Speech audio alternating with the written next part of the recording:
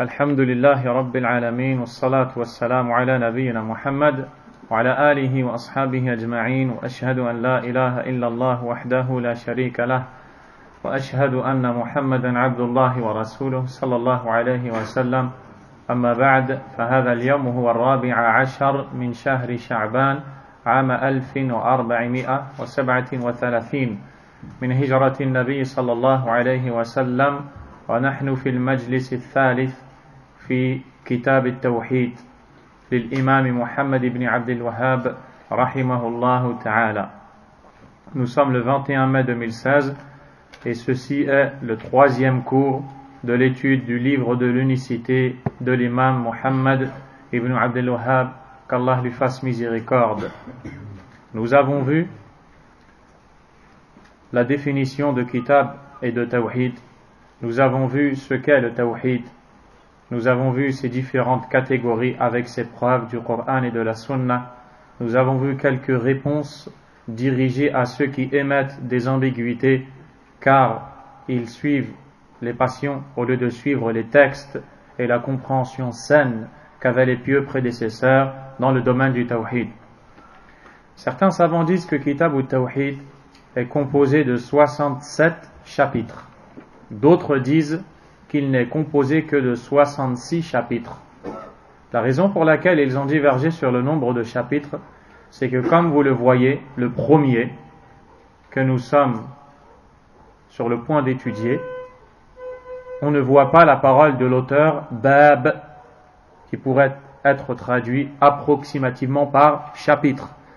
Certains savants ont donc dit ce n'est qu'une introduction. Le premier chapitre est celui qui viendra après.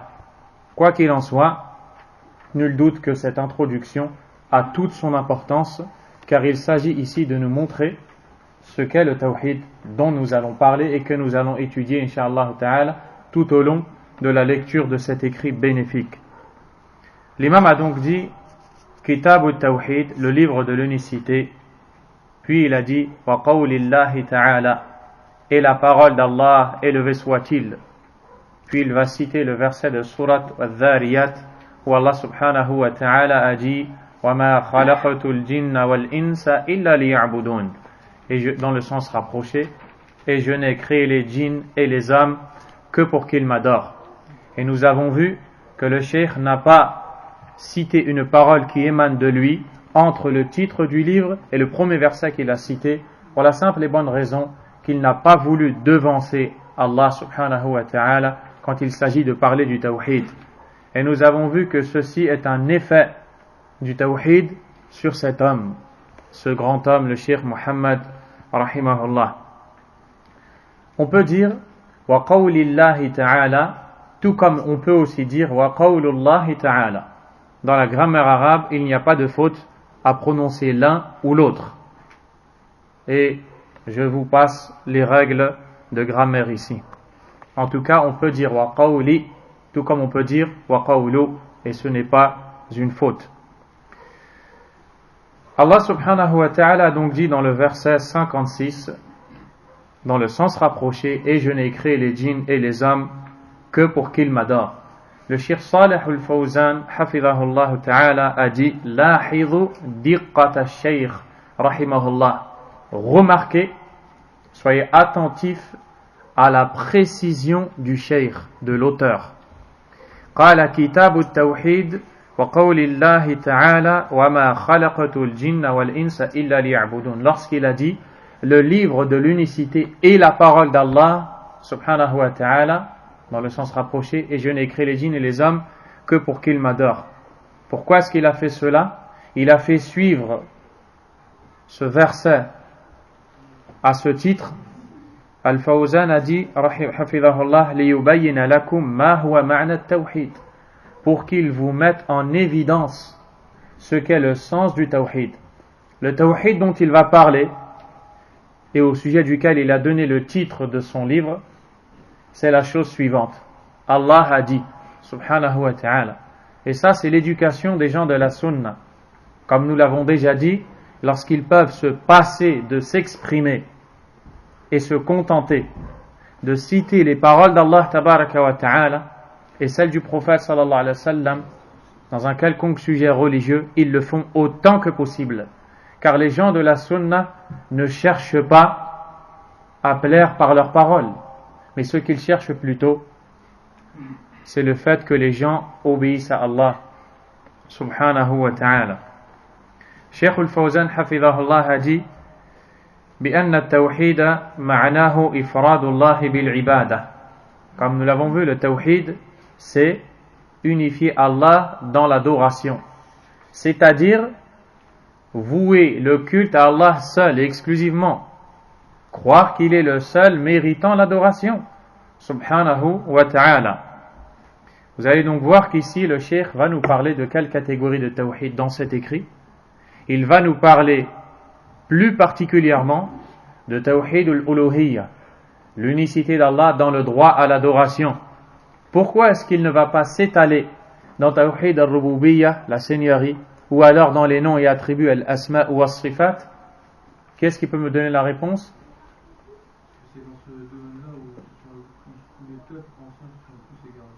Parce que c'est le domaine dans lequel son peuple, à son époque, s'est égaré. Il vit dans un milieu où des gens baignent dans les différentes formes de polythéisme. Ils se rendent chez les devins, chez les sorciers, chez les charlatans. Ils s'adonnent à l'adoration des tombes et ils sollicitent les morts et autres qu'Allah tabaraka wa ta'ala. Il a donc écrit ce livre dans ce domaine afin de trouver une solution pour les gens basés sur le Coran et la Sunna. Pourquoi? Car les gens de la Sunna, lorsqu'ils écrivent des livres, ils ne le font pas pour prouver qu'ils sont capables de faire. Non, et loin de là. Ils écrivent des livres pour répondre à un besoin qui se présente. C'est très important de comprendre ça. C'est pour cela que Muhammad ibn Abdul Wahhab rahimahullah est appelé Cheikh al-Islam, le Cheikh de l'Islam, alors qu'il n'a pas de grands ouvrages composés de plusieurs volumes épais. Non, il n'a que des petits ouvrages. Et pourtant c'est le Cheikh de l'Islam. Pourquoi? Parce que le Cheikh de l'Islam, celui qui est véritablement utile aux musulmans, est celui qui répond à leurs besoins. Il ne fait pas du décor. Il ne cherche pas à épater, à étonner, à attirer. Non, il répond à un besoin, il corrige une problématique qui se pose devant lui. Tel est le cas du Cheikh Muhammad ibn Abdul Wahhab rahimahullah en particulier et en général de tous les savants de la Sunna. Ils écrivent pour répondre à un besoin, pas pour prouver qu'ils sont capables. Ici, il va donc s'exprimer, rahimahullah, plus particulièrement sur l'unicité d'Allah dans le droit à l'adoration, subhanahu wa ta'ala. Dans ce premier verset, Allah tabaraka wa ta'ala a montré la raison pour laquelle il a créé les djinns et les hommes. wa ma khalaqtul jinna wal insa illa liya'budun. Ma khalaqahumullahu azza wa jal illa min ajli hadha. Et je n'ai créé les djinns et les hommes que pour qu'ils m'adorent. C'est-à-dire que c'est la seule raison pour laquelle les djinns et les hommes ont été créés par Allah tabaraka wa ta'ala. C'est pour ça que cette particule li ya'budun, li, cette particule est appelée chez les savants lamul hikmah, l'âme de la sagesse, c'est-à-dire c'est avec cette lettre li qu'Allah nous informe subhanahu wa ta'ala de la sagesse pour laquelle il nous a créés, nous autres, les djinns et les hommes, subhanahu wa ta'ala. Pourquoi est-ce qu'Allah subhanahu wa ta'ala a cité les djinns en premier dans le verset? Tout simplement parce que les djinns ont été créés avant les hommes. Avant que l'homme ne soit créé par Allah subhanahu wa ta'ala, avant même l'existence du premier, Adam alayhi salam, existait sur terre les djinns. Donc Allah azza wa jalla a créé les djinns, puis les hommes. Qui sont les djinns? Les djinns sont une créature d'Allah subhanahu wa ta'ala qui est créée de feu et que l'on ne peut voir. On ne peut pas les voir, mais eux peuvent nous voir. Pourquoi est-ce qu'on les a appelés djinns? Car dans la langue arabe, les trois lettres de base jim, nun, nun signifient ce qui est caché, quelque chose de caché ou de dissimulé. Et c'est pour ça qu'on les appelle les djinns. Ils sont cachés de notre regard. on ne peut les voir.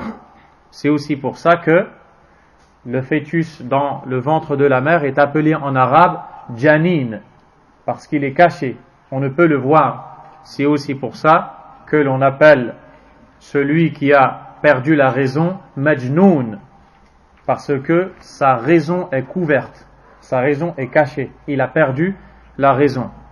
Les djinns, ce sont donc des créatures, des êtres qu'Allah tabaraka wa ta'ala a créés de feu et qu'il a créés pour l'adorer tout comme il l'a fait pour les hommes, subhanahu wa ta'ala. On ne peut les voir, mais eux peuvent nous voir. Allah a dit dans le verset Innahu yarakum huwa wa qabiluhu min haythu la tarawnahum, en parlant de Iblis, qui lui-même est un djinn.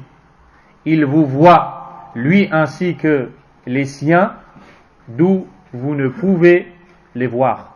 Il nous voit, mais nous, on ne peut les voir. Celui qui mécroit au djinn a mécru en Allah tabaraka wa ta'ala. Celui qui renie l'existence des djinns aura démenti la parole d'Allah tabaraka wa ta'ala et donc aura entraîné son exclusion de l'islam wal-'iyadhu billah. Et ceci fait l'objet de l'unanimité des savants de l'islam. Allah tabaraka wa ta'ala a donc montré dans ce verset que la seule raison pour laquelle nous sommes créés, les djinns et les hommes, c'est pour le servir, c'est pour l'adorer, c'est pour lui donner son droit, c'est pour s'acquitter de notre devoir envers lui, qui est l'adoration, la servitude d'Allah subhanahu wa ta'ala. Et lorsque Allah tabaraka wa ta'ala dit illa liya'budun, si ce n'est pour, ou alors que pour m'adorer. Lorsqu'Allah tabaraka wa ta'ala dit liya'budun, pour m'adorer, il s'agit ici du tawhid, de n'adorer qu'Allah seul subhanahu wa ta'ala. Car Abdullah ibn Abbas radiyallahu anhuma a dit ay wa ma'na ya'budun yuwahhidun. Le sens de ya'budun, qu'il m'adore, c'est qu'il m'unifie, qu'il n'adore que moi seul et qu'il n'adore nul autre que moi, Allah subhanahu wa ta'ala. Car en réalité, celui qui adore un autre qu'Allah, même s'il adore Allah tabaraka wa ta'ala, n'est pas considéré comme ayant adoré Allah. Vous avez compris? Celui qui adore un autre qu'Allah, même s'il adore Allah, à partir du moment où il a partagé cette adoration avec un autre qu'Allah tabaraka wa ta'ala, n'est pas considéré chez Allah comme ayant adoré Allah. Parce que la véritable adoration, c'est celle qui est basée sur le tawhid, lorsque l'on adore qu'Allah seul et sans associer subhanahu wa ta'ala. Qui est celui qui a dit cela? Muhammad ibn Abdul Wahhab rahimahullah ta'ala, dans le livre Kitab al-Tawhid, dans la troisième conclusion qu'il a tirée de ce chapitre, et il a dit, la preuve en est la parole d'Allah tabaraka wa ta'ala, wala antum abiduna ma a'bud. Regardez la profondeur de la connaissance de ces gens-là. Ici, dans le verset de Surat al-Kafirun, Allah subhanahu wa ta'ala ordonne à son prophète Muhammad sallallahu alayhi wa sallam de s'adresser à son peuple Quraysh, un peuple de polythéistes qui partagent l'adoration avec d'autres qu'Allah. Ils adorent Allah, ils sollicitent Allah parfois, ils font le pèlerinage à leur façon, ils ont des croyances où ils adorent Allah, mais quand ils ont adoré un autre qu'Allah, Allah Azza wa Jal a dit au prophète sallallahu alayhi wa sallam de leur dire wala antum abiduna ma a'bud la ta'buduna Allah li'annakum la ta'buduna Allah wahdah, et vous n'adorez pas ce que j'adore, alors qu'ils l'adorent en apparence, mais comme ils ne l'adorent pas seul et uniquement, chez Allah ils ne l'ont pas adoré. Tu comprends donc que l'adoration d'Allah, c'est l'unicité d'Allah, c'est de montrer, d'appliquer l'unicité d'Allah subhanahu wa ta'ala. Qu'est-ce que l'on comprend maintenant?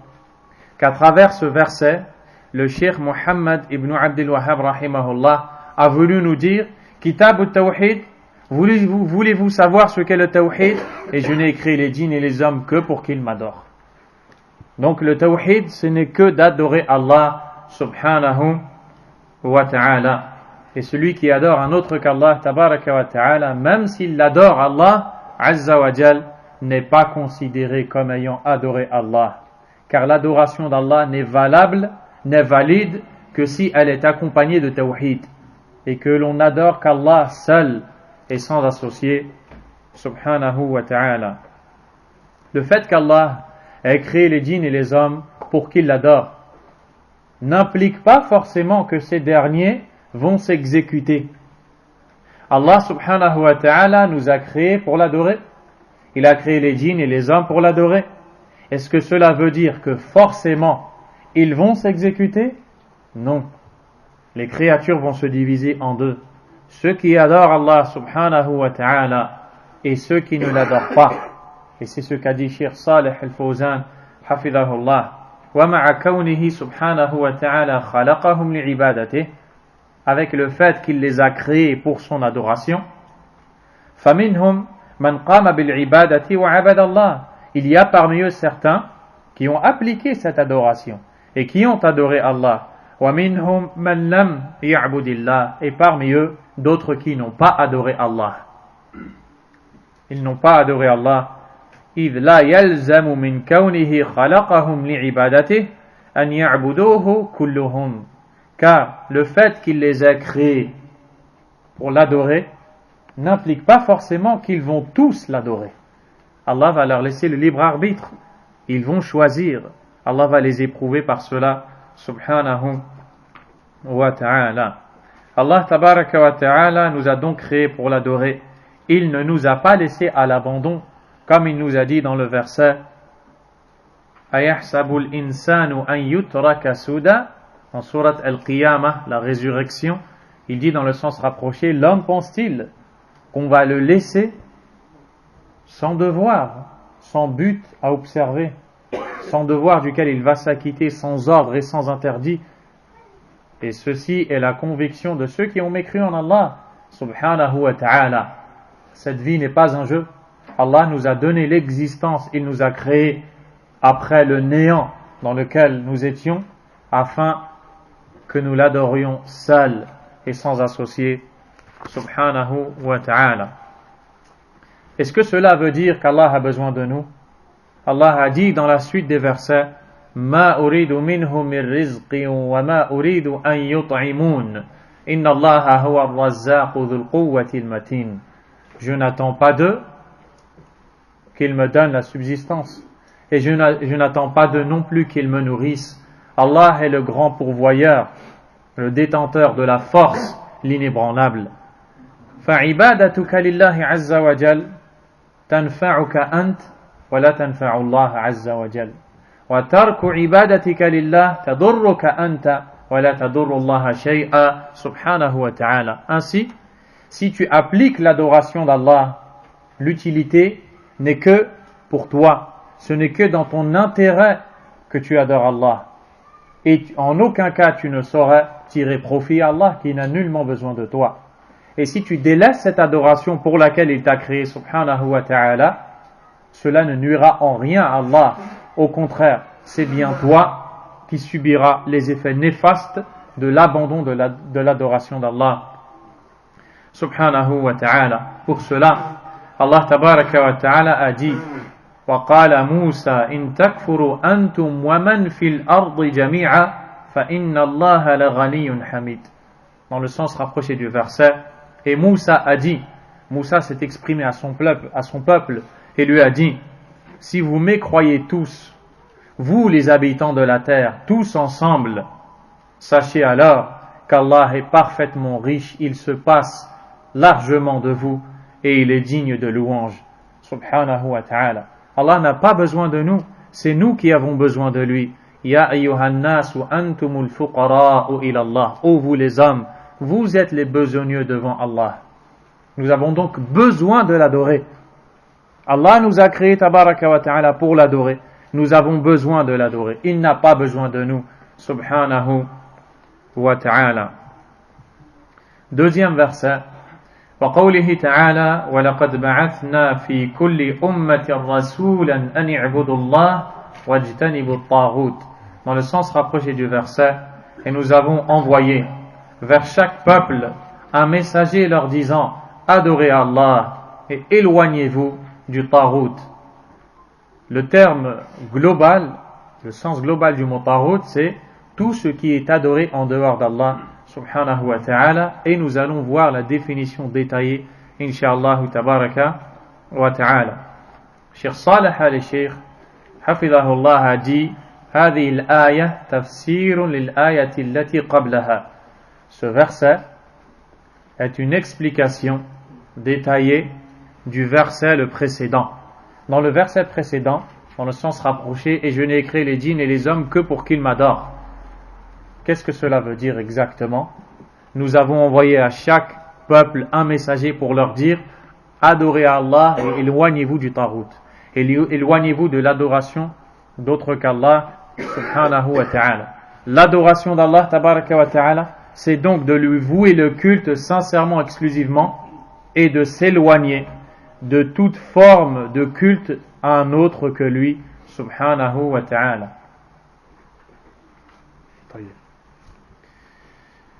Cheikh Salih al-Fawzan hafidhahullah a dit qu'Allah tabaraka wa ta'ala nous informe donc qu'il a envoyé vers chaque peuple, que l'on appelle en arabe Ummah.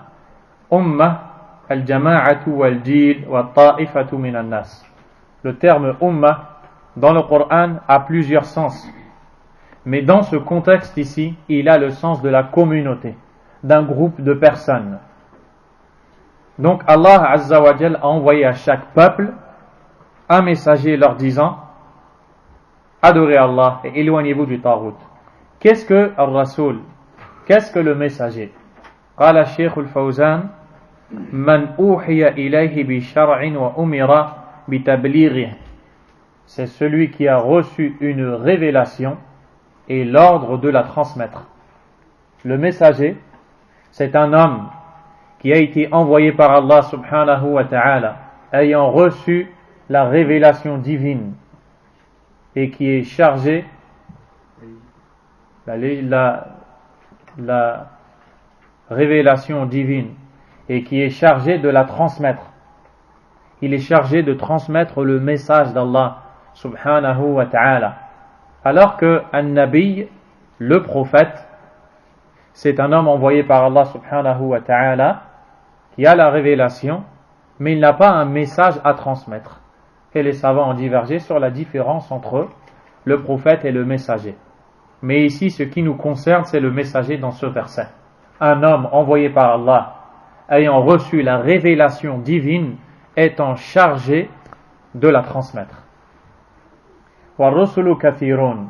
Les messagers envoyés par Allah subhanahu wa ta'ala sont très nombreux. Il y en a parmi eux dont les noms ont été cités par Allah dans le Coran. وَمِنْهُمْ مَنْ لَمْ يُسَمِّ لَنَا. Et d'autres dont les noms ne nous ont pas été cités par Allah. Allah subhanahu wa ta'ala a dit وَرُسُلًا قَدْ قَصَصْنَاهُمْ عَلَيْكَ مِنْ قَبْلِ وَرُسُلًا لَمْ نَقْصُصْهُمْ عَلَيْكَ. Et des messagers dont nous t'avons raconté le récit avant toi, et d'autres dont nous ne t'avons pas raconté le récit. Dans ce verset, Allah subhanahu wa ta'ala s'adresse à son prophète Muhammad sallallahu alayhi wa sallam et l'informe justement que des messagers sont passés avant lui. Certains ont vu leur récit être raconté dans le Coran et d'autres non.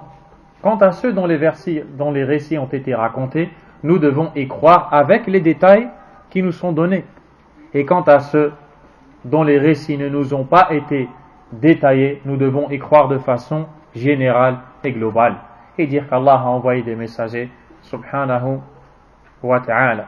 Nous avons l'obligation de croire en l'ensemble des messagers. Et celui qui mécroit à un messager, chez Allah a mécru à l'ensemble des messagers. La foi au messager est un pilier de la foi. Donc, dans ce verset, Allah subhanahu wa ta'ala dit Ani ibudullah wajtanibu taghut. Pour leur dire, adorez Allah et éloignez-vous du taghut. Cheikh Salih al-Fawzan, hafidhahullah, a dit que ce verset a un lien dans le sens avec le verset l'ayant précédé. وَمَا خَلَقَتُ الْجِنَّ وَالْإِنسَ إِلَّا لِيَعْبُدُونَ. et je n'ai créé les djinns et les hommes que pour qu'ils m'adorent. Il dit فكما أن الله خلق الخلق لعبادته كذلك أرسل الرسل أيضا لعبادته سبحانه وتعالى. Tout comme Allah subhanahu wa ta'ala a créé ces créatures pour qu'ils l'adorent, il a envoyé les messagers pour qu'ils invitent les gens à l'adoration d'Allah subhanahu wa ta'ala. ما أرسل الرسل يعلمون الناس الفلاح والزراعة والصناعة. Allah n'a pas envoyé les messagers afin qu'ils enseignent à l'homme les travaux mondains comme l'agriculture et toutes ces choses-là. Non, loin de là. Non plus pour qu'ils enseignent à l'homme comment qu'il faut manger, qu'il faut boire. ولا ليعلموهم الأكل والشرب ولا ليعلموهم أن يقروا بوجود الرب والربوبية. Non plus pour que les messagers invitent les gens à reconnaître la seigneurie d'Allah tabaraka wa ta'ala. Les messagers n'ont pas été envoyés par Allah pour qu'ils appellent les gens à reconnaître l'unicité d'Allah dans la seigneurie, car les gens le reconnaissent, mais reconnaître la seigneurie n'est pas suffisant. Les messagers ont été envoyés pour dire aux gens adorez Allah et éloignez-vous de l'adoration de tout autre qu'Allah subhanahu wa ta'ala.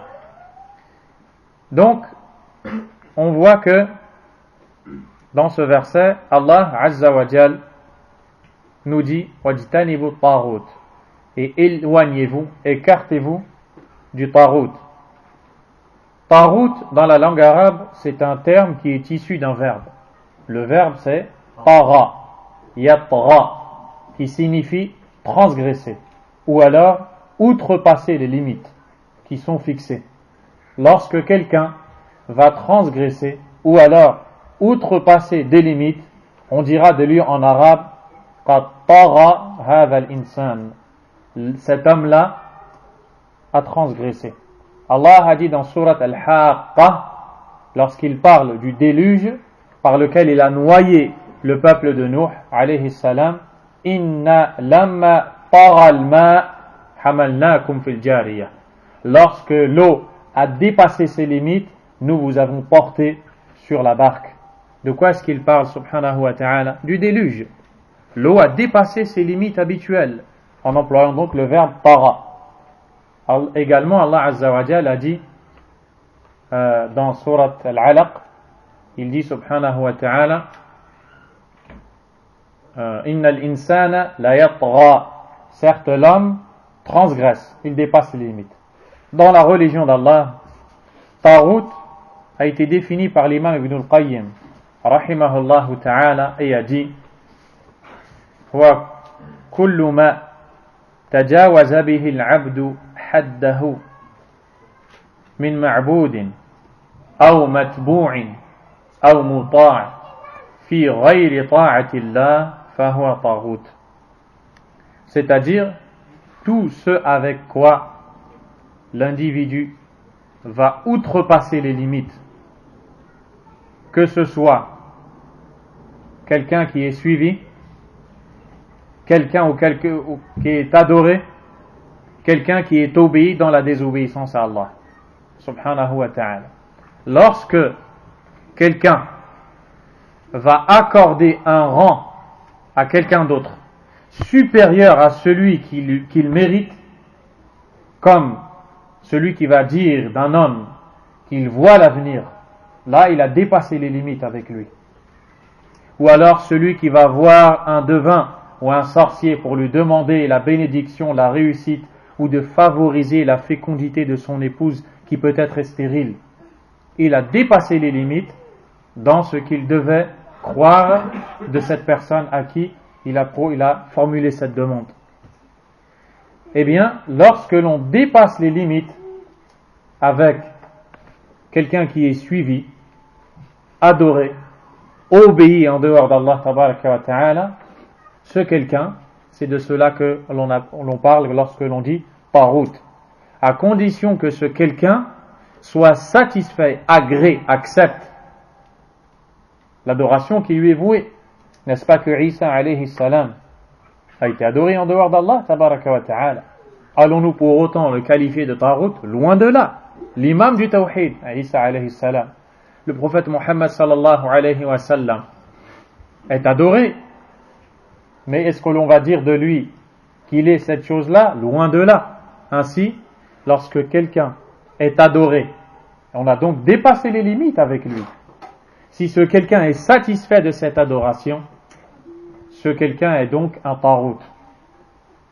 Lorsque l'on adore, wal'iyadu billah, autre qu'Allah, mais cet autre n'est pas satisfait, voire même se désavoue de cette adoration qui lui est vouée, qui est le taghut? Al-shaytan. C'est le diable, car c'est lui qui l'a poussé à l'adoration d'un autre qu'Allah. On le verra peut-être plus en détail, Inch'Allah. Ce qu'il incombe de comprendre ici, c'est que de manière générale, le taghut, c'est tout ce qui est adoré en dehors d'Allah. Cela a été appelé taghut, car c'est de la transgression. Et lorsque l'on adore un autre qu'Allah, cet autre qui a été adoré, les limites fixées par Allah dans ce que l'on doit croire vis-à-vis de lui ont été outrepassées par ceux qui lui ont voué l'adoration. Wal'iyadu billah. Al-Sheikh Salih al-Fawzan, hafidhahullah ta'ala, a donc dit Ma'khudun min at-tughyan. C'est donc pris de la parole tughyan qui signifie la transgression. Wa huwa mujawazatul haddi fi kulli shay, qui consiste à outrepasser les limites dans chaque chose. At-taghut yutlaqu wa yuradu bihi shaytan. Des fois, on utilise le terme taghut en ayant voulu dire ash-shaytan, car en vérité, ash-shaytan c'est l'imam du taghut. Pour cela, Cheikh Al-Fawzan dit wa huwa ra'su at-tawaghit la'anahullah. Et c'est la tête des tawaghit, le pluriel de taghut, qu'Allah le maudisse. Wa yutlaqu wa yuradu bihi as-sahir wal-kahin. Des fois, on emploie le mot taghut pour désigner le sorcier et le devin. Wal-hakimu bi ghayri ma anzala Allah, celui qui juge par les autres lois que celles d'Allah tabaraka wa ta'ala, avec des détails. Walladhi ya'muru an-nasa bi-ittiba'ihi fi ghayri ta'ati Allah, celui qui invite les gens à le suivre et lui obéir dans la désobéissance à Allah. Fa-at-taghutu kama qala Ibn al-Qayyim, comme l'imam Ibn al-Qayyim a dit, le taghut c'est tout ce par quoi le serviteur va outrepasser les limites, que ce soit quelqu'un qui est suivi, adoré ou obéi en dehors d'Allah subhanahu wa ta'ala. Allah tabaraka wa ta'ala nous a donc ordonné de l'adorer. Il ne s'est pas contenté de ça. Il nous a ordonné de l'adorer et nous a interdit de s'approcher du taghut. Il nous a dit wajtanibu taghut, et éloignez-vous du taghut. Il ne s'est pas contenté de dire watruku taghut, délaissez le taghut. Il a dit wajtanibu, éloignez-vous, car c'est plus fort encore. Je ne vous demande pas de laisser simplement le taghut. Je vous ordonne de le laisser et de vous en écarter, de vous en éloigner et d'aller plus loin possible. Voilà ce qu'Allah nous ordonne, subhanahu wa ta'ala. Car le terme ijtanaba, le verbe ijtanaba, ijtanibu, en réalité, an taj'ala shay'a ala jamb wa an tadhhaba ila jambin akhara ba'idin an. Cela veut dire que tu dois mettre cette chose d'un côté et aller d'un autre côté. Tu ne laisses pas cette chose à côté de toi, tu ne laisses pas cette chose devant toi. Car ça vient du terme janb. Et janb dans la langue arabe, c'est le côté. Ijtanibu taghut, mettez de côté le taghut. Éloignez-le de vous, éloignez-vous de lui. Ne restez pas à côté de lui. On ne vous demande pas seulement de ne pas le faire. Éloignez-vous-en et éloignez aussi les autres de taghut. C'est pour ça que Ibrahim alayhi salam a dit quand il a invoqué Allah tabaraka wa ta'ala wajnubni wa baniya an na'bud al-asnam. Oh Allah, écarte-moi ainsi que ma descendance de l'adoration des idoles. Et qu'est-ce qu'on en retrouve? Wajnubni, comme le verbe ijtanibu, c'est-à-dire mets-moi loin dans un endroit et mets ces idoles dans un endroit encore plus loin encore. Donc Allah Azza wa Jal nous ordonne de s'éloigner du taghut subhanahu wa ta'ala. والمراد بالطاغوت هنا كل ما عبد من دون الله من الأصنام والأوثان والقبور والأضرحة وغير ذلك. Et ce qui est voulu par le taghut ici, c'est tout ce qui est adoré en dehors d'Allah, que ce soit les idoles, telles que les statues et les tombeaux, ou alors les mausolées qui sont bâtis sur des tombes, et il y aura des chapitres sur toutes ces choses-là, incha'Allah. كلها تسمى طواغيت. Toutes ces choses-là sont appelées tawarit, le pluriel de taghut. لكن من عبد من دون الله ولم يرضى بذلك فهذا لا يسمى طاغوتا. Mais celui qui est adoré en dehors d'Allah et qui n'en est pas satisfait, il n'agrée pas qu'on lui voue le culte en dehors d'Allah, n'est pas appelé taghut. Il cite l'exemple de Isa alayhi salam. Il cite l'exemple de Al-Hassan et Al-Hussein, les deux petits-enfants du prophète sallallahu alayhi wa sallam, qui sont les enfants de Ali radiyallahu anhu et Fatima radiyallahu anha, que les chiites ont adoré en dehors d'Allah, et on les a vus dans la Kaaba, au lieu d'invoquer Allah, dire Ya Al-Hassan ya Al-Hussein, au lieu de dire Oh Allah, ils disent Oh Hassan, oh Al-Hussein. Qu'est-ce que Hassan et Al-Hussein, avec le haut rang qu'ils occupent chez Allah, seront capables de leur donner en dehors d'Allah subhanahu wa ta'ala? Rien. Ils adorent aussi ce qu'ils qualifient comme étant al-awliya, les alliés d'Allah, les pieux, les saints. Wal-'iyadhu billah. Walakin ibadatahum ibadatun lit-taghut alladhi huwa ash-shaytan. Et lorsqu'ils adorent ceux qui ne sont pas satisfaits d'être adorés en dehors d'Allah, qui est le taghut à ce moment-là? On dit que c'est le shaytan. On dit que c'est ash-shaytan. Allah subhanahu wa ta'ala a dit وَيَوْمَ يَحْشُرُهُمْ جَمِيعًا. Et lorsqu'il est le jour où il les rassemblera tous ensemble. ثُمَّ يَقُولُ لِلْمَلَائِكَةِ. Puis il dira aux anges أَهَؤُلَاءِ إِيَّاكُمْ كَانُوا يَعْبُدُونَ. Est-ce vous que ces gens-là adoraient? Qu'est-ce qu'ils répondront? قَالُوا سُبْحَانَكَ أَنْتَ وَلِيُّنَا مِنْ دُونِهِمْ. Ils répondront exempt sois-tu, éloigné sois-tu de tout défaut. Tu es notre allié en dehors d'eux. بَلْ كَانُوا يَعْبُدُونَ الْجِنَّ. Mais ce sont plutôt les djinns qu'ils adoraient. Les djinns qui les ont incités à commettre le polythéisme et adorer un autre qu'Allah. Allah tabaraka wa ta'ala a donc dit par la suite أَكْثَرُهُمْ بِهِمْ مُؤْمِنُونَ. La plupart d'entre eux croient en eux. Ils croient en djinns. Ils les adorent en dehors d'Allah. Wal-'iyadhu billah. Wajtanibu at-taghut. Éloignez-vous du taghut, c'est-à-dire éloignez-vous de tout ce qui est adoré en dehors d'Allah. Dans l'autre verset, celui de Surah Al-Baqarah, Allah subhanahu wa ta'ala a dit فَمَنْ يَكْفُرْ بِالطَّاغُوتِ وَيُؤْمِنْ بِاللَّهِ فَقَدْ اسْتَمْسَكَ بِالْعُرْوَةِ الْوُثْقَى. Quiconque mécroit au taghut et a foi en Allah, ce sera accroché à l'anse la plus solide. Cheikh Al-Fawzan a dit فَهَذَا مَعْنَى لَا إِلَهَ إِلَّا اللَّهِ. Voici le sens de la ilaha illallah. معناها الكفر بالطاغوت والإيمان بالله. Le sens de cette parole, c'est de mécroire au taghut et d'avoir foi en Allah subhanahu wa ta'ala. Car la ilaha, qui est la première partie, est une négation. Illallah est une affirmation. Dans cette parole, la parole du tawhid, on a nié quelque chose et affirmé une autre. Qu'est-ce que on a donc nié? On a nié le droit à l'adoration pour tout autre qu'Allah subhanahu wa ta'ala. Qu'est-ce que l'on a affirmé? On a affirmé le droit à l'adoration pour Allah seul et exclusivement subhanahu wa ta'ala. Idhan, huwa nafyun 'am wa ithbatun khas.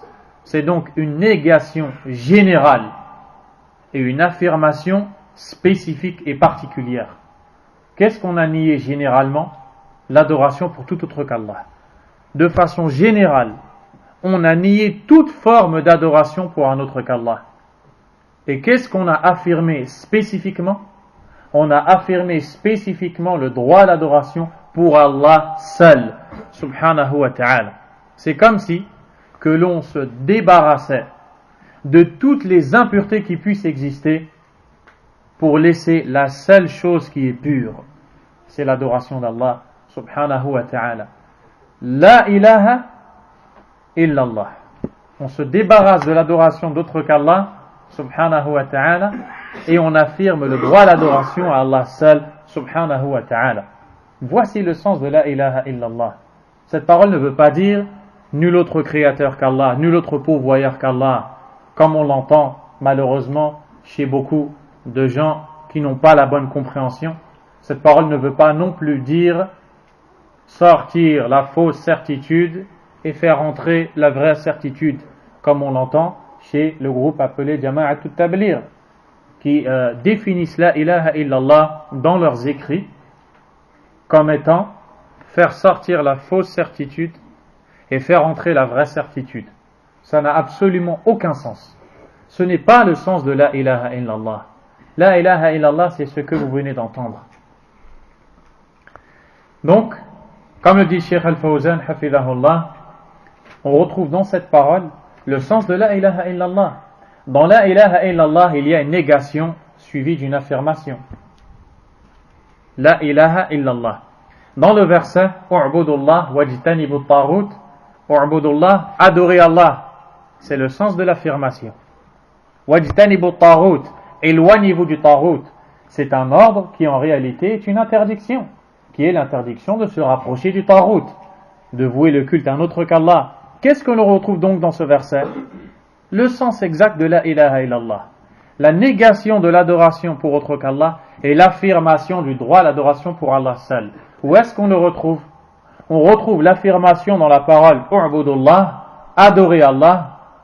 Et où est-ce qu'on retrouve la négation? Wajtanibu at-taghut, et éloignez-vous du taghut, l'adoration d'autre qu'Allah subhanahu wa ta'ala. Idhan جميع الرسل جاءوا بالدعوة إلى التوحيد والنهي عن الشرك. On voit donc que l'ensemble des messagers ont été envoyés avec le même prêche, le même message. Quel est-il?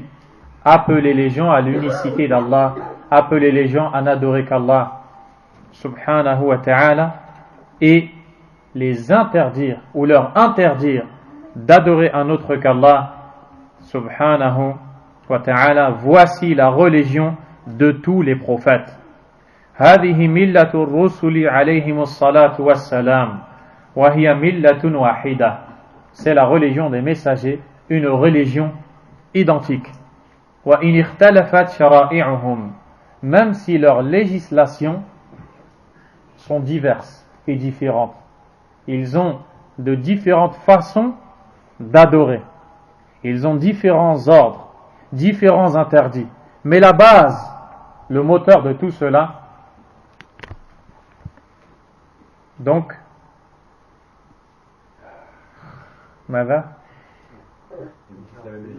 ils ont tous la même législation. Non. Ils ont tous la même religion. La législation est différente.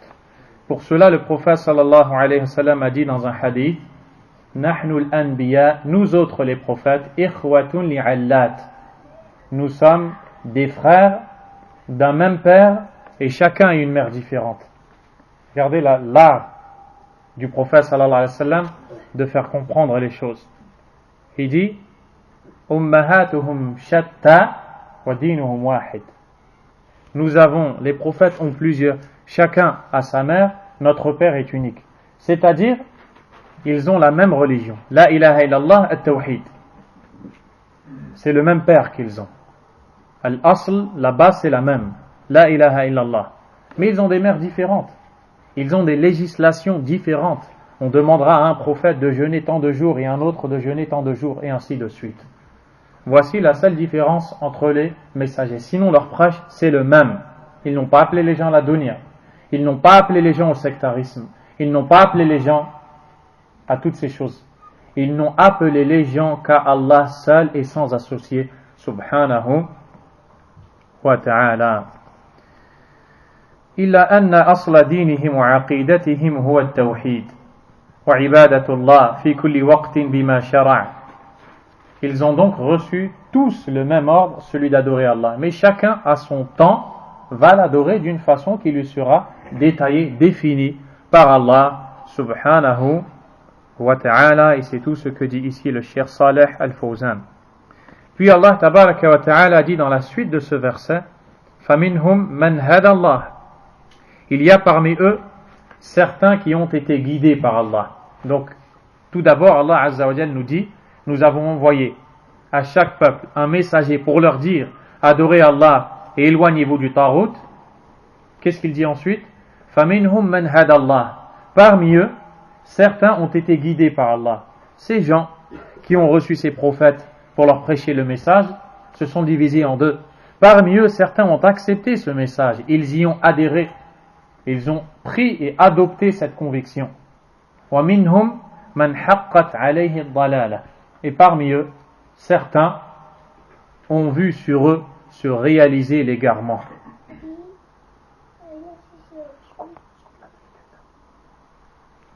Ils ont vu sur eux se réaliser l'égarement.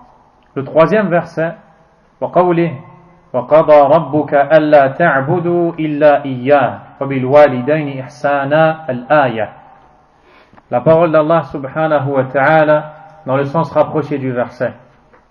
Et ton Seigneur a décrété, a prescrit, n'adorez nul autre que lui, et faites preuve de bonté envers les parents. Dans ce verset, Allah subhanahu wa ta'ala nous enseigne qu'il a ordonné, prescrit, rendu obligatoire at-tawhid. Les savants ont dit وَقَضَى رَبُّكَ أي أمر وأوجب ووصى وفرض سبحانه وتعالى. Il a ordonné, prescrit, il a donné l'ordre tabaraka wa ta'ala. Al-qada'u lahu 'iddatu ma'an. Le mot qada dans la langue arabe a plusieurs sens, parmi lesquels al-qada ou al-qadar, celui qui est en relation avec le destin, parmi lesquels al-hukm wa shar', le jugement, la prescription, wa minha al-ikhbar, parmi les sens de qada, donner une information, et d'autres choses encore. Ce qui nous concerne ici dans ce verset, wa qada ay amara wa shara', c'est-à-dire et ton Seigneur a prescrit, il a rendu obligatoire, il a légiféré, subhanahu wa ta'ala. Qu'est-ce qu'Allah a donc prescrit ici? Allah ta'budu illa iyyah. N'adorez nul autre que lui. N'adorez personne à part lui. C'est exactement le sens de la ilaha illallah. La ilaha signifie la ta'budu, n'adorez pas. Illallah signifie illa iyyah, sauf lui. Subhanahu wa ta'ala. Subhanahu wa ta'ala. Wallahu lam yashra' ibadata ghayrihi abada. Allah n'a nullement et jamais prescrit l'adoration d'un autre que lui. Subhanahu wa ta'ala. Lam yashra' ibadata al-asnam. Il n'a pas prescrit l'adoration des idoles. Walam yashra' ibadata al-awliya wa as-salihin. Ou alors l'adoration des pieux, des saints, des vertueux. Walam yashra' ibadata al-adrihati wal qubur. Il n'a pas prescrit et légiféré l'adoration des mausolées et des tombeaux. Walam yashra' ibadata al-ashjari wal ahjari abada. Il n'a jamais prescrit, ni ordonné, ni commandé, ni légiféré l'adoration des arbres, des murs, des pierres, jamais. Hada shara'ahu shaytan. C'est le diable qui a prescrit cela. Amma shar'ullah fahuwa ibadatullah subhanahu wa ta'ala wahdahu la sharika lah. Quant à la législation d'Allah, elle consiste à n'adorer qu'Allah seul et sans aucun associé. C'est donc le sens de la ilaha illallah. La ta'budu, n'adorez pas, hada nafi, c'est la négation. Illallah, excepté Allah, hada l'ithbat, c'est l'affirmation, c'est exactement le sens de la ilaha illallah. Voyez donc qu'Allah subhanahu wa ta'ala nous enseigne le sens de la ilaha illallah dans son livre. Et si nous autres les croyants ne revenons pas au livre d'Allah tabaraka wa ta'ala, surtout quand il s'agit de questions de dogme, de croyance, de tawhid, de aqidah, de foi, de iman, nous allons nous égarer inévitablement, comme c'est le cas de toutes ces personnes qui ont donné à la ilaha illallah des définitions tout aussi erronées et fausses les unes que les autres. C'est dans le livre d'Allah que se trouve la lumière et la guidée. وَلَمَّا أَمَرَ بِحَقِّهِ سُبْحَانَهُ أَمَرَ بِحَقِّ الْوَالِدَيْنِ. Et quand Allah subhanahu wa ta'ala a ordonné son droit, qui est l'adoration d'Allah tabaraka wa ta'ala, il nous a ordonné aussi de s'acquitter de nos devoirs envers les parents. وَبِالْوَالِدَيْنِ إِحْسَانًا. Et faites preuve de bonté envers les parents. Et très souvent dans le Coran, Allah tabaraka wa ta'ala fait suivre l'ordre de son adoration à l'ordre de faire preuve de bonté envers les parents, pour montrer que ce droit, celui des parents, ce devoir duquel on doit s'acquitter envers les parents, a une très grande importance chez Allah subhanahu wa ta'ala. Qu'est-ce qu'on nous retient de ce verset? وَقَضَى رَبُّكَ أَلَّا تَعْبُدُوا إِيَّا إِلَّا إِيَّا. Et ton Seigneur a décrété, a prescrit, a ordonné, a obligé, n'adorer personne d'autre que lui. لِأَنَّهَا تُفَسِّرُ التَّوْحِيدِ. Ce verset nous détaille, nous explique ce qu'est le tawhid. Qu'est-ce que donc le tawhid? L'adoration d'Allah tabaraka wa ta'ala et le délaissement total de tout ce qui est adoré en dehors d'Allah subhanahu wa ta'ala. هذا هو التوحيد. Voici le monothéiste, le tawhid, l'unicité d'Allah tabaraka wa ta'ala. Al-Sheikh al-Fawzan, qu'Allah le récompense grandement, a dit: أما عبادة الله بدون ترك عبادة ما سواه فهذا لا يسمى توحيدا.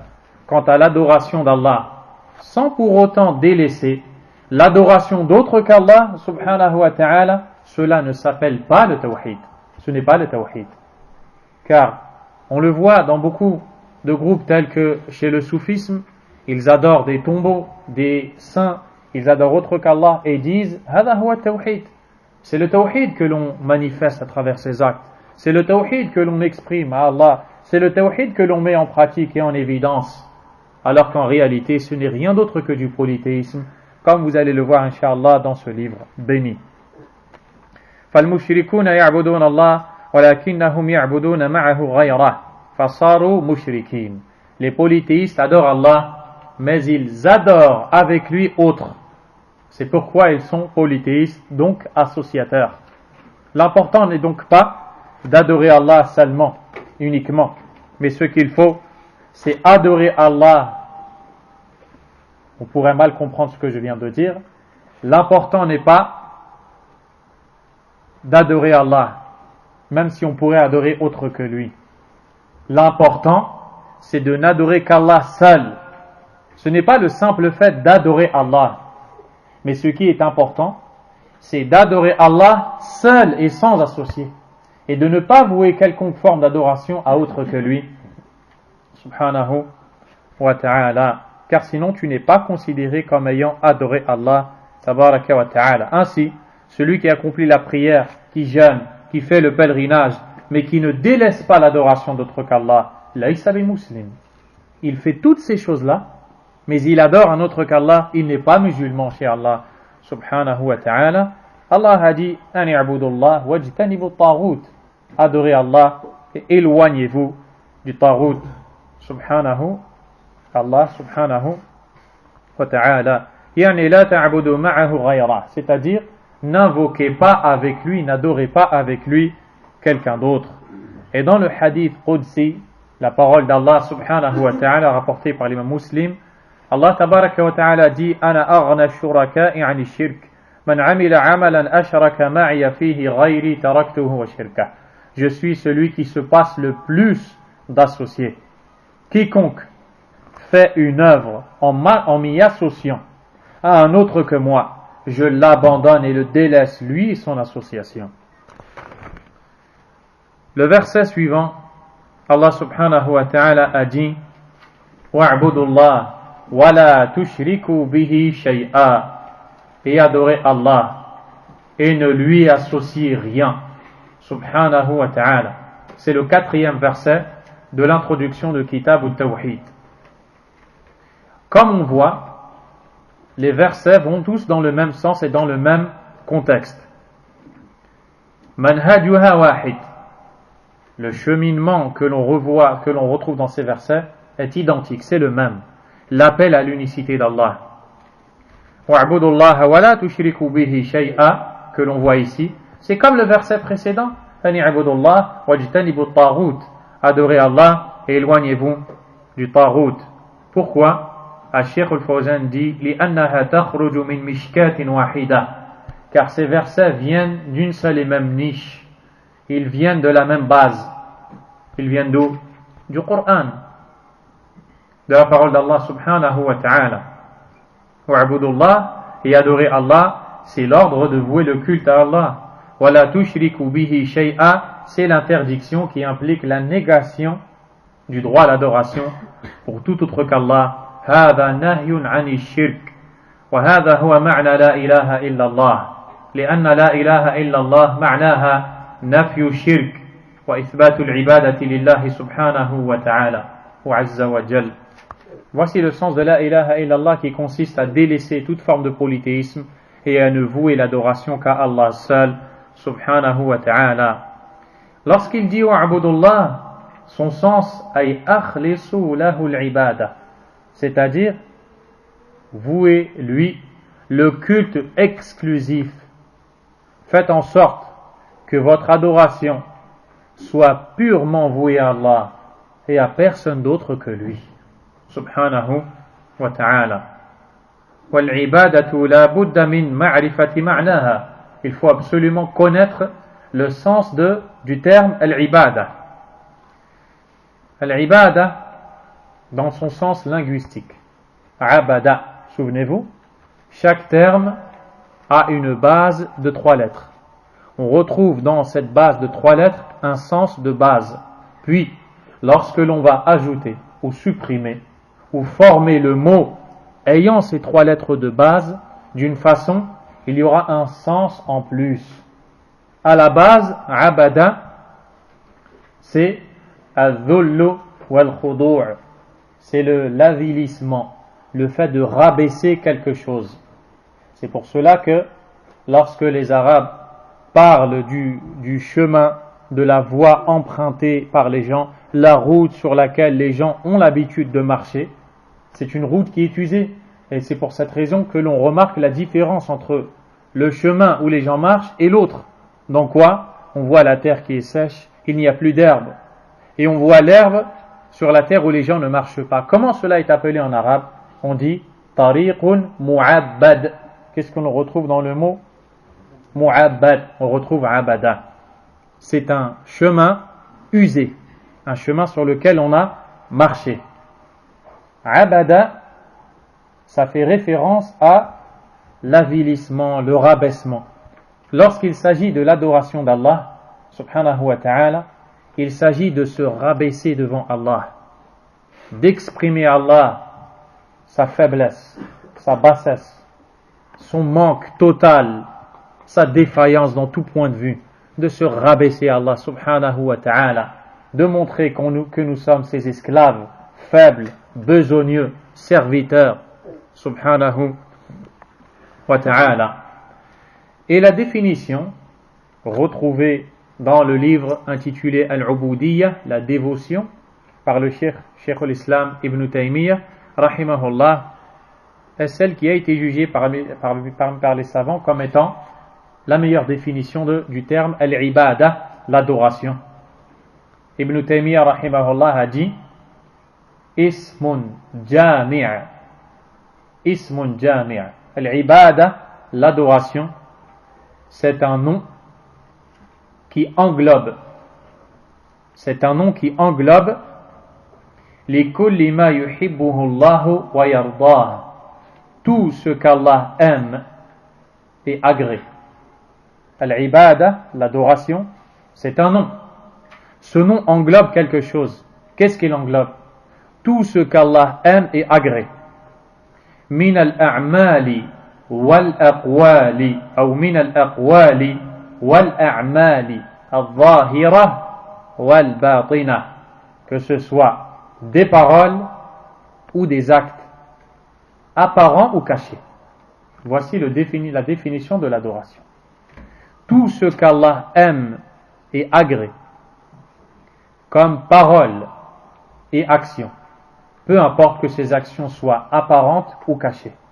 Voici la définition de l'adoration. Il y a donc des adorations apparentes et d'autres cachées.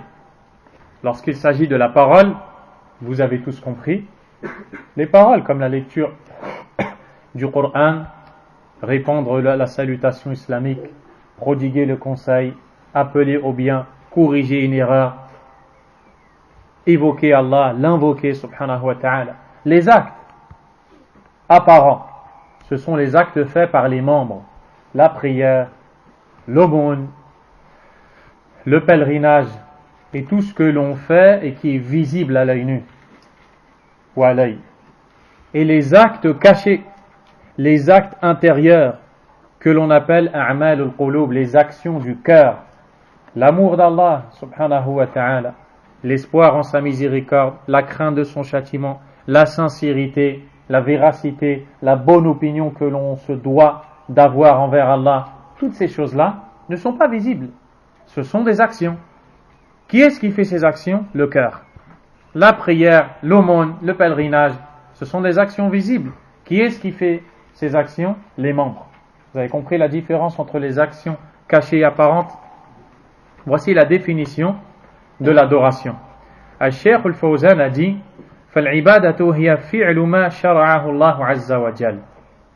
L'adoration, c'est tout ce qu'Allah a prescrit, subhanahu wa ta'ala. La prière est une adoration. Le jeûne est une adoration. Le pèlerinage est une adoration. Entretenir les liens de parenté est une adoration. Ordonner le bien, interdire le mal est une adoration. Être bienfaisant à l'égard de l'orphelin est une adoration, et ainsi de suite. En d'autres termes, tout ce qu'Allah subhanahu wa ta'ala a prescrit, tout ce qu'il a légiféré est une adoration. Lorsqu'on le met en pratique, on se rabaisse devant Allah. On le fait pour montrer notre besoin de lui, notre faiblesse devant lui, subhanahu wa ta'ala, lui qui est parfait dans tous les aspects, dans tous ses noms et attributs, tabaraka wa ta'ala.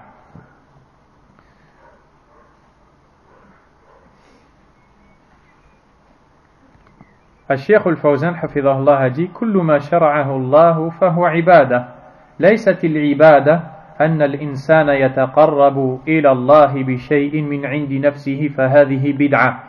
L'adoration, c'est tout ce qu'Allah nous a prescrit. L'adoration n'est pas ce que l'homme innove et fait comme chose nouvelle, qui ne trouve pas ses fondements et ses preuves dans les textes. Car cette chose-là est en réalité une innovation. Et toute innovation est un égarement. Et ça, retenez-le, c'est une règle. Il n'existe pas dans l'islam quelque chose que l'on appelle une bonne innovation. C'est un mensonge sur Allah subhanahu wa ta'ala et sur son prophète sallallahu alayhi wa sallam. Toute innovation est un égarement. C'est le messager qui l'a dit. L'homme le plus éloquent, l'homme le plus convaincant, l'homme le plus connaisseur des textes du Coran et de la Sunna, qui a dit, sallallahu alayhi wa sallam, toute innovation est un égarement. Il n'y a donc aucune exception. Dès qu'on innove dans la religion, on est tombé dans l'égarement, on a commis un égarement. Wal'iyadu billah. Toutes ces paroles, ces actions, prescrites et légiférées par Allah, sont donc des adorations. Dans ce 4e verset, Allah Azza wa Jal a certes ordonné qu'on l'adore, mais il a aussi interdit, subhanahu wa ta'ala, qu'on adore un autre que lui. Et quand il a dit wala tushriku bihi shay'a, et ne lui associez rien, dans la langue arabe, le terme shay'a est à la forme indéfinie. Ce n'est pas quelque chose de défini. Il n'a pas cité une chose précise. Ne lui associez rien. Cela pour que ça englobe tout ce qui pourrait être associé à Allah, subhanahu wa ta'ala. Que ce soit un prophète, que ce soit un ange, un mausolée, un tombeau, un pieu, le soleil, la vache, la lune, et tout ce qui est adoré en dehors d'Allah. Ne lui associez absolument rien des créatures existantes. Peu importe le degré, la place, le rang de cette créature, ne l'associez pas à Allah. Même si c'est un prophète, même si c'est un messager, ne l'associez pas à Allah, subhanahu wa ta'ala.